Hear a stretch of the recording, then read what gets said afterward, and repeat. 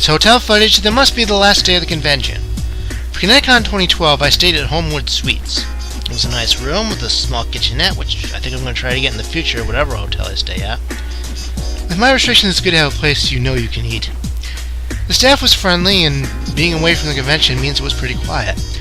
I did miss getting to have self-made waffles like where I stayed in 2010, but complimentary breakfast in there is always welcome. My only disappointment is that having to wait for the Star Shuttle almost made me late for panels a couple of times. Still, if you need a place to stay in Hartford and you don't have my time crunch and eating issues, it's a good choice. So for our third day of ConnectiCon, I tend to take it easy, especially since I spent so much time recharging my batteries on my camera this year. I need to get one or two more before the next convention. But in addition to more cosplayer footage and a surprise panel, I did get to interview a representative from the convention about the history of the event. If you want to know the backstory of this convention I've been to for 3 of the past 4 years, listen up. Okay, my name is Paul Comeau. I am the Director of PR for ConnectiCon. How long have you been with the convention?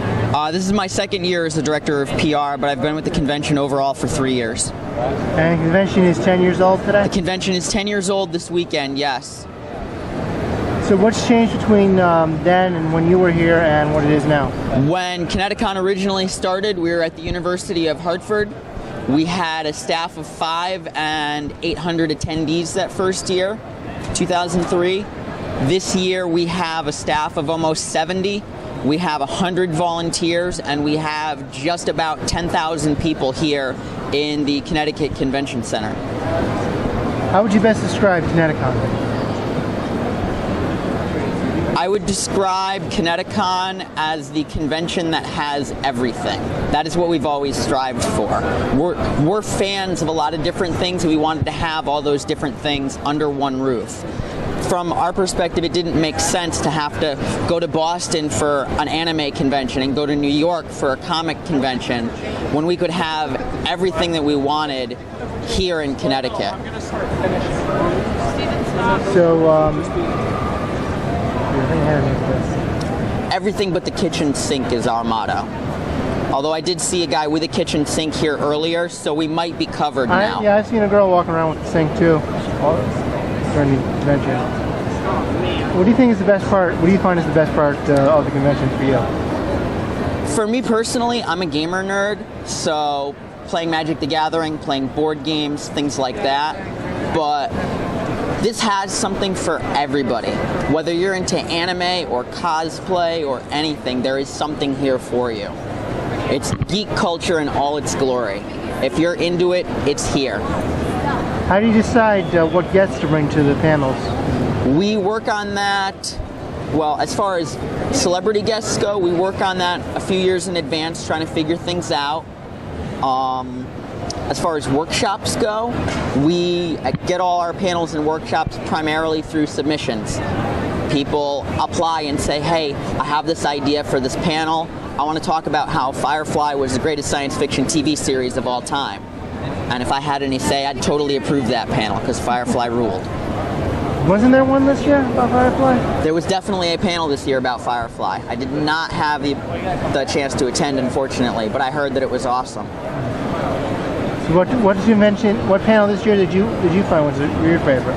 My favorite panel this year was probably Margaret Killjoy's reading of What Lies Beneath the Clock Tower. It's a steampunk choose-your-own-adventure novel, and the audience had to decide what adventure they were going to choose, and watching them try and agree on a choice was hilarious. Lots of heated discussion. I think the audience killed themselves about 6 times. Sounds like me reading one of those things. So do you have an idea of what you want to do as far as next year? What you'd like to change? What you'd like to add? What maybe didn't work?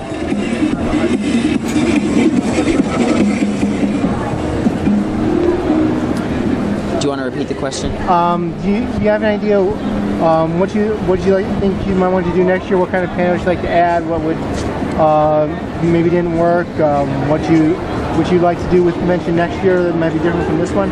Because I know when I was here, I missed last year because I was broke, and this year I noticed the online media section was added. The dealer section is still easier to get through, and there's a lot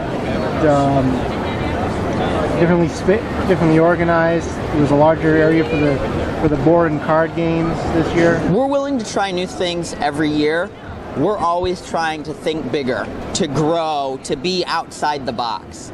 Whatever level that we're at currently, we want to be bigger and better next year, so we can bring bigger, better, more things to all the fans out there. So what kind of things are you hoping to get for next year?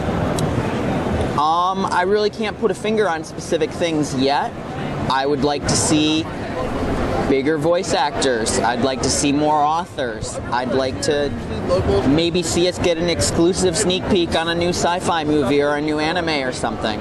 These are all things that we're always thinking about, where we're going to move in the future, where we want to be. Were you concerned that this year ConnectiCon was running the same time as the San Diego Comic-Con? It made it a little difficult to get certain guests because they obviously had other commitments, but at the same time, we're in Connecticut, they're in San Diego. Our fans that are locally are still going to come here. So it wasn't a big concern, but it was a little bit awkward with trying to schedule some guests. So next year you're kind of hoping you don't going around the same time?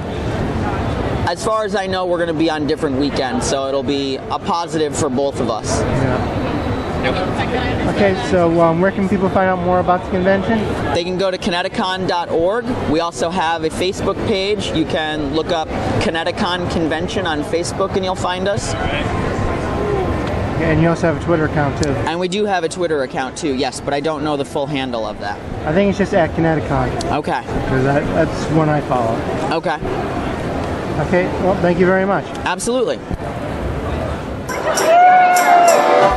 There's still more to come from the convention, at least from more panels. 2 with Jim Cummings and 2 from Doug Walker are yet to come before we move on to the panels at Brass Mill Comic Convention. And then a whole lot of footage from Comic-Con that I really need to go over to figure out how to present. So the catching up continues. The next ConnectiCon is 2013, July 12th through the 14th. So, still during my birthday. What do they have against me having birthday cake on time? Anyway, stay tuned for more BW paneling videos.